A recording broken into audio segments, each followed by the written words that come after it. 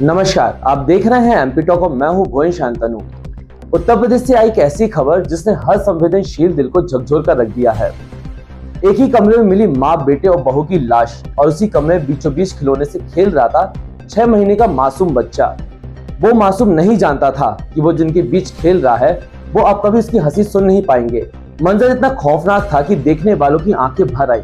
क्या था इस त्रासदी के पीछे का राज और कैसे ये बड़ी घटना, और अब उस मासूम का क्या होगा, पूरा मामला जाने इस रिपोर्ट में। उत्तर प्रदेश के प्रतापगढ़ से आए 3 मौतों की खबरों ने हर किसी को हैरान कर दिया है। प्रतापगढ़ में मां, बेटे और बहू का शव कमरे में बेड पर पड़ा मिला। दरअसल गुरुवार सुबह जब देर रात तक परिवार के लोग नहीं उठे तो नानी ने दरवाजा खटखटाया था, लेकिन अंदर से कोई जवाब नहीं मिला। इसके बाद उन्होंने पड़ोसियों को बुलाया। पड़ोसी ने पुलिस को सूचना दी। पुलिस दरवाजा तोड़कर अंदर पहुंची तो मां, बेटे और बहू के शव बेड पर पड़े थे। पुलिस ने पाया कि उनके मुंह से झाग निकल रहा था। तीनों के शव के पास में 5 महीने का बच्चा सो रहा था।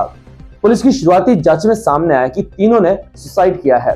बेटे की 1.5 साल पहले शादी हुई थी। मौत से एक दिन पहले बेटे ने इंस्टाग्राम पर अपनी शादी की तस्वीर पोस्ट की थी। मामला ललितपुर थाना क्षेत्र के सागा सुंदरपुर बाजार का है। 28 साल के अंकित पटवा मूल रूप से रायबरेली के रहने वाले थे।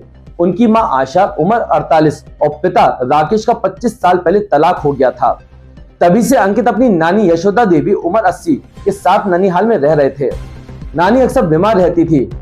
1.5 साल पहले अंकित की शादी रिया से हुई। 5 महीने पहले रिया ने बेटे को जन्म दिया था। अभी तक बच्चे का नामकरण भी नहीं हुआ था। नानी यशोदा देवी ने बताया कि बुधवार रात पूरे परिवार ने साथ बैठकर खाना खाया। इसके बाद सभी अपने अपने कमरे में सोने चले गए। नानी ने कहा कि गुरुवार सुबह जब मैं सोकर उठी तो काफी देर तक नाती, बेटा, बहू के उठने का इंतजार करती रही, लेकिन वे नहीं उठे। फिर मैं किसी तरह से फर्स्ट फ्लोर पर गई। बाहर से बच्चे की रोने की आवाज आ रही थी। मैंने दरवाजा खटखटाया लेकिन दरवाजा नहीं खुला। जब कोई जवाब नहीं मिला तो मैं नीचे आ गई। नानी ने बताया कि सुबह करीब 7 बजे दूध वाला आया। उसने काफी देर तक घर का दरवाजा खटखटाया, लेकिन बेटी, पोता और बहू नहीं उठे। मैंने दूध वाले से कहा कि अभी सो रहे हैं। इस पर दूध वाले मनोज ने अंकित की माँ को फोन लगाया, लेकिन फोन नहीं उठा। मैंने इसकी जानकारी पड़ोसियों को दी। पड़ोसी अंकित के दोस्त अशोक और मनोज ने भी दरवाजा खटखटाया, लेकिन तीनों नहीं उठे। इसके बाद अशोक ने अनहोनी की आशंका जताते हुए पुलिस को फोन कर दिया। थोड़ी देर बाद पुलिस मौके पर पहुंची। पुलिस ने कमरे का दरवाजा तोड़ा। अंदर देखा तो बेड पर अंकित, उसकी मां और बहू की लाश पड़ी हुई थी। तीनों के मुंह से झाग निकल रहा था। बगल में मासूम बच्चा रो रहा था। वारदात की सूचना पर एएसपी संजय राय और सीओ राम सूरज सोनकर मौके पर पहुंचे और फॉरेंसिक टीम को बुलाया।